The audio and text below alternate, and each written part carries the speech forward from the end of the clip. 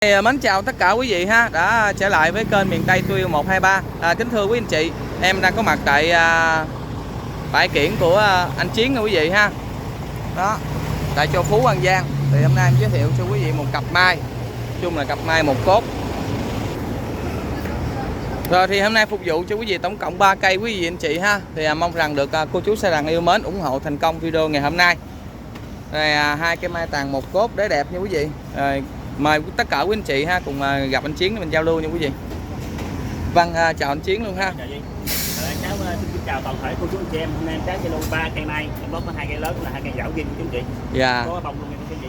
Chảo bông là bông từ 7 đến 10 cánh. 7 9 10 cánh ha, là cũng như là đặc biệt là dảo riêng nha quý vị. Rồi quý vị anh chị ha cùng nhìn tổng quan hai cây rồi mình bắt đầu bước vào cây số 1 nha quý vị. Em cháu giao lưu một cặp luôn cô chú anh chị.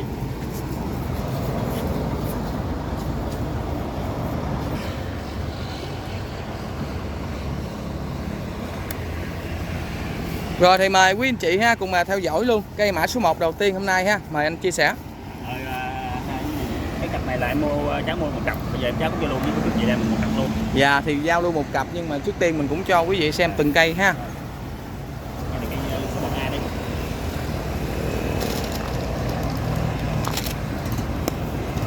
Rồi mời anh Chiến mình cho quý anh chị xem chiều cao tán rộng mình ha.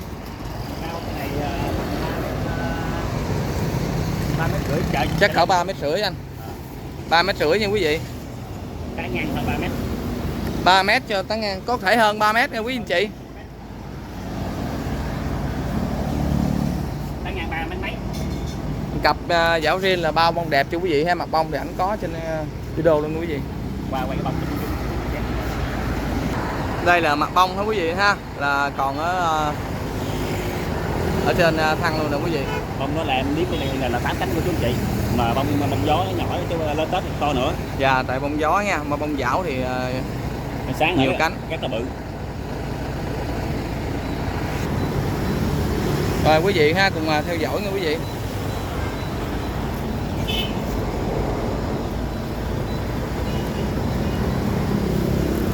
Đây cây số 1 nha quý vị. Thì hôm nay là chia sẻ quý vị cây mã số 1 và mã số 2 là giao lưu một cặp nha quý vị.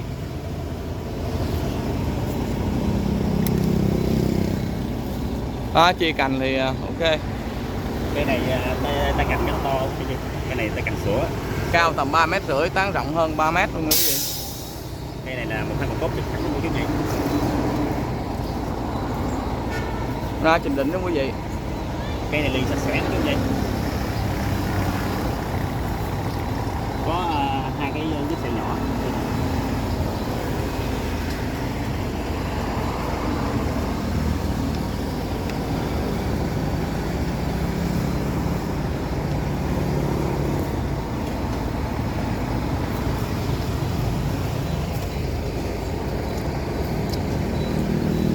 Cái cây này là tương lai lên sụn của chú chị.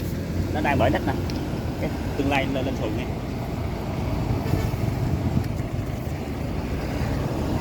Mặt nào cũng vậy quý vị ha, tay cành là đóng đều hết ha, thứ diện hết luôn quý vị. Không có điếc, không có thiếu Dạ không có chống chi. Nào cũng vậy đó, em cho quý vị xem nó rõ.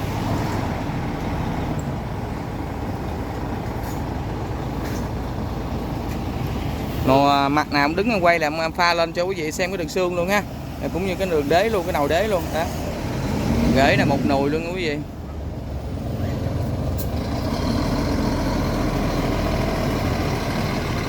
con củ đỏ là to chú chị.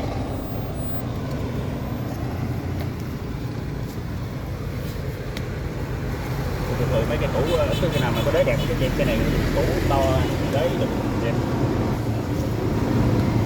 Cây này đế lực đấy cô chú chị, củ nở nha, mông to là không lo gì đối nè. Thường mấy cái củ là cái đời mà có đế cô chị, cái này đế kéo. Củ to ha, mang vô đế cũng cái này nhìn kỹ cũng giống thú với ha. Hai giờ trước mình đuôi dài cả.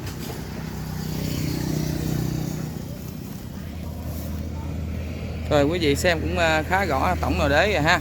Cây này chia cành bẻ sữa nha quý vị, thành phẩm nha. Cây này bẻ sữa từ nhỏ này.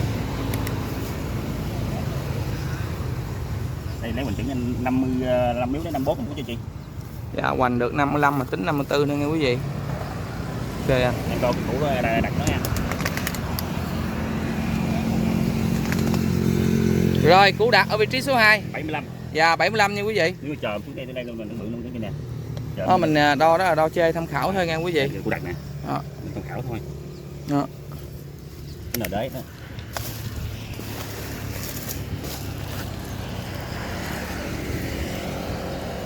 Đấy nó là 290 290 cho tổng nồi đế.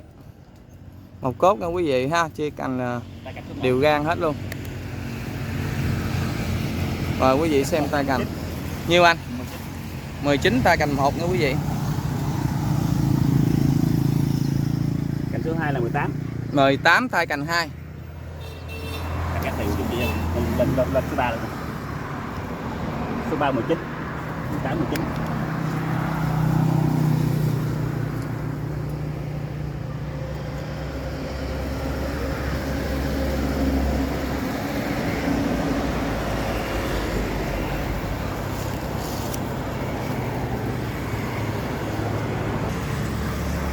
Đặc biệt là cây bông dảo nha quý vị ha. Cháu bao cũng nghe, bao là bông dảo pin quý vị. Nếu mà giờ Tết mà bông mà không có trổ ra như bông dảo thì anh Cám sẽ mua cây lại. Dạ bao 100% là dảo ghiên luôn. Là bao bông đẹp cho quý cô chú đó.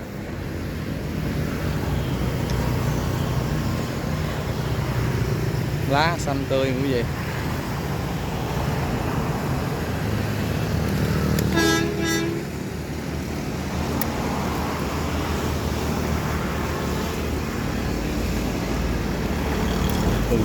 Thường chú nhìn cái dàn lá không biết. Dàn lá bằng không, lá như nó xài vậy. Rồi thì đến với cây số 1 ha. Thì mời quý vị cùng nhìn tổng quan thì tới cây số 2 em báo giá luôn cặp nha quý vị. Hôm nay giao lưu cho quý vị anh chị 3 cây nhưng mà cây số 1, số 2 là báo tổng thể luôn một cặp là bao nhiêu tí xíu quý vị xem luôn cây số 2 rồi mình nghe cái giá giao lưu ha.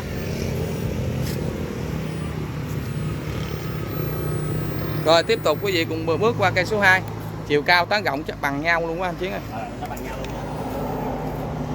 Thì hai cây là bằng nhau quý vị, tán rộng với chiều cao. Cao khoảng 3,5 m, tán rộng hơn 3 m.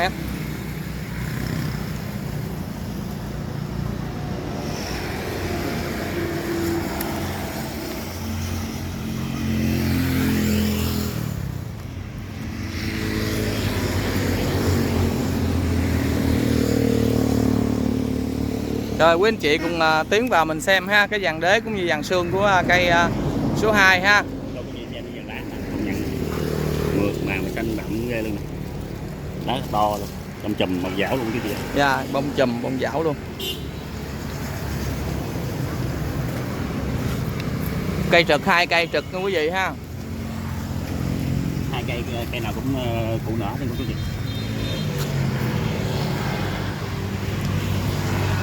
Cái này cái đặc điểm của nó là lên xù quá mạnh luôn nè. Nó xù cạc nách hết quý vị. Càng chảy nè, cục chảy như đường chảy mà chảy nè. Cục.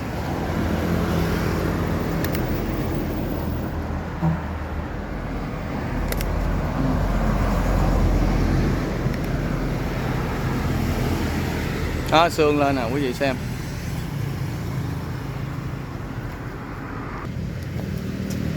Cây này thì tay cành nguyên thủy của chị. Tay cành thiên nhiên ha. Đó, cái mã số 2 đó quý vị, tay cành thiên nhiên để nè quý vị, bỏ đều tứ diện hết ha.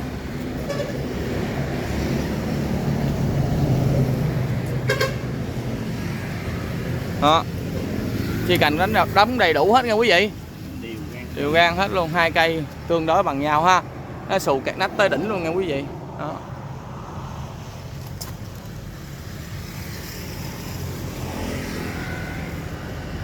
Nó chi cành nó ra người ta nuôi ta thúc mà ha, rồi nó ra ba lớn nè quý vị.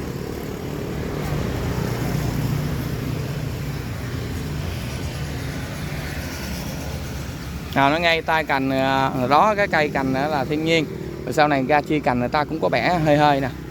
Đó. Cái bẻ dàn xương ngoài chứ không phải là đâu đó mình chia sẻ rõ.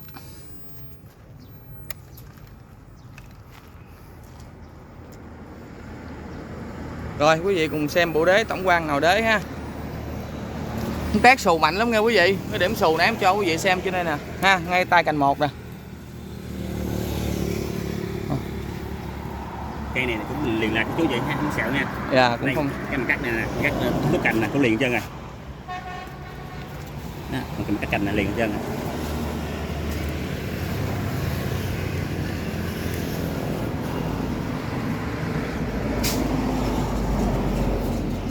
Cây này chị nói nuôi lên nhiều chơi chị nuôi mà xù và mạnh lên, nhưng mà xù mà đấy cái này đẹp lắm chú chị ạ.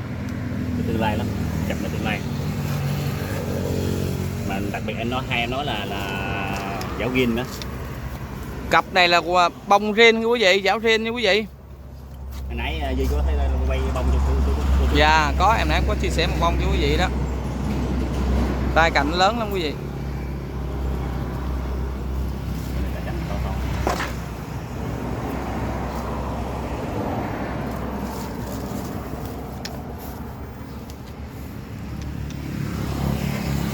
Rồi sau đây thì quý vị xem theo dõi luôn thông số cây số 2 nha quý vị. Rồi em báo luôn tổng thể giá cho luôn một cặp mã số 1 và mã số 2.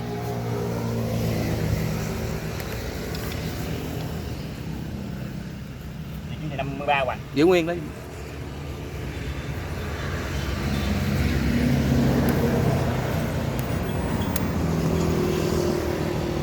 Đây 53 nè quý vị. Rồi chạy cái nở nó nha. Rồi chạy nở nó tới 60 mấy rồi. Sân 3 đang chạy nở nè. Dạ trạc nha quý vị, trạc xuống vị trí số 2 là 63. Này nồi đế 250 cái kia. 250 tổng nồi đế. Trên 250. Nồi đế cái nồi đế cái bảy bằng cái kia. Rồi ta cạnh nha quý vị ha. Dạ dạ. Tay cành số 1 là 24. Dạ 24 vô tay cành 1 nha quý vị. Ok. Rồi nên ở ngoài cho sát cho mà nó to nè. Để cho nó sát xong tới 3 mấy nè. Cành số 2. Cành số 2 20. Dạ 20 tay cành số 2.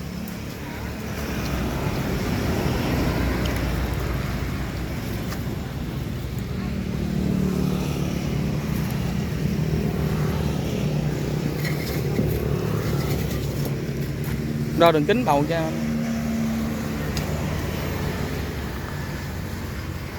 Cái bầu 1m3. 1m3 đường kính bầu.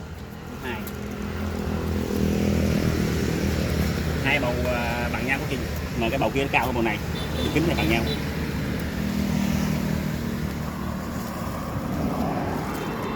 Bích chịch hết nha quý vị ha, tay cành lớn nè.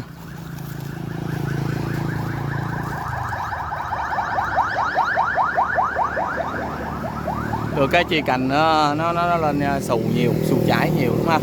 Tét xù chảy nhiều lắm luôn. Xù cái màu vàng như 24 cái kia. Đó, muốn kinh đỉnh đó quý vị xem ha. Đấy, cái điểm xù nãy giờ em cho quý vị xem cũng nhiều rồi ha. Cái bởi nắp tay cành là từ dưới dài tới đỉnh luôn của chú chị.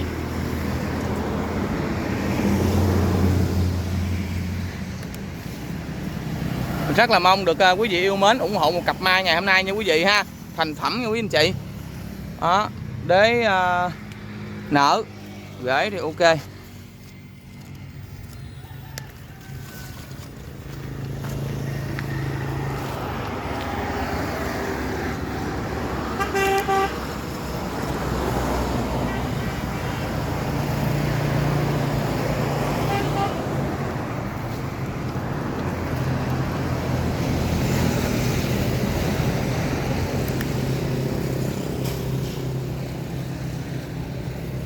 Hai cây này là cái tài gắt năng cây của chú chị nha.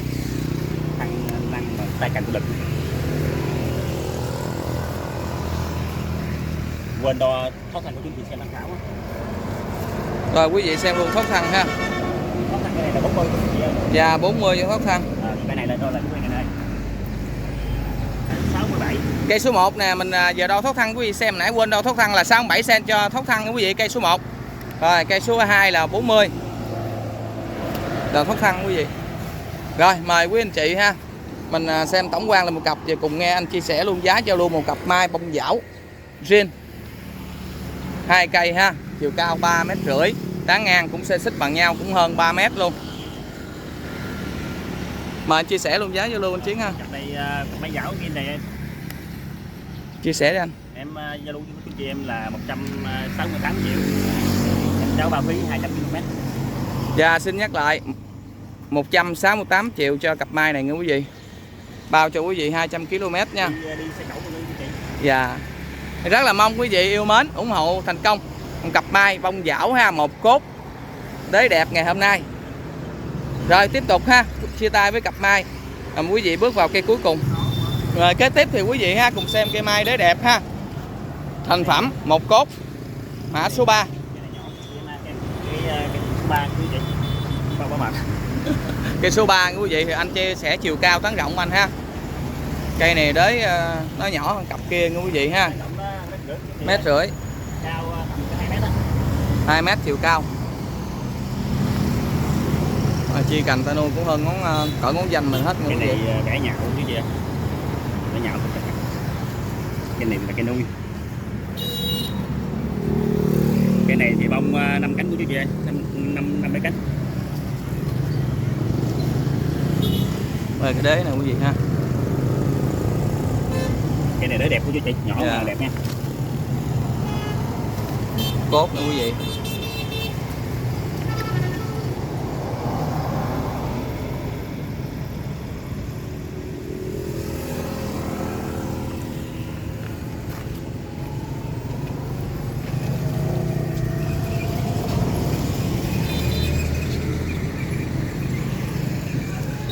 Rồi quý vị xem tổng rồi đế ha, đế đều hết trơn nha quý vị.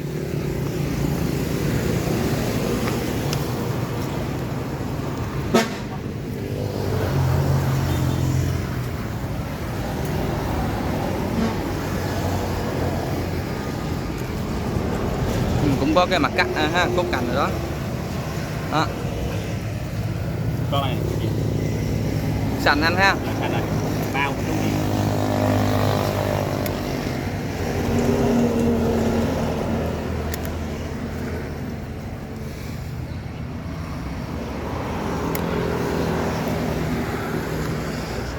Rồi mời quý anh chị ha cùng theo dõi lên Chiến chia sẻ ha thông số của cây số 3 nha quý vị.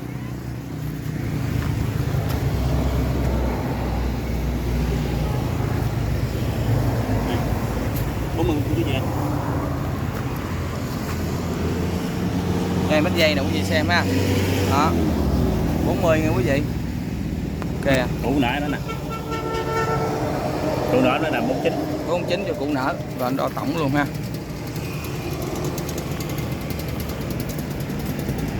Rồi đấy nó 160 chú chị. Dạ 160 tổng rồi đấy.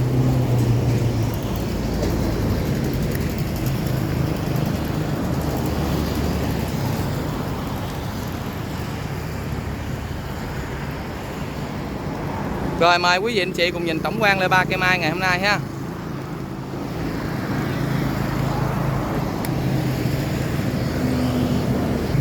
Rồi ha, 3 cây mai hôm nay quý anh chị ha cũng đã khép lại video. Mong rằng quý vị sẽ rằng ha yêu mến ủng hộ thành công cho anh Chiến ha. Rồi cuối video anh Chiến. Rồi cuối video cháu xin chúc toàn thể của chị em mấy ngày làm được vui vẻ thành công à. Vâng, xin thân ái mến chào và hẹn gặp lại quý vị ha.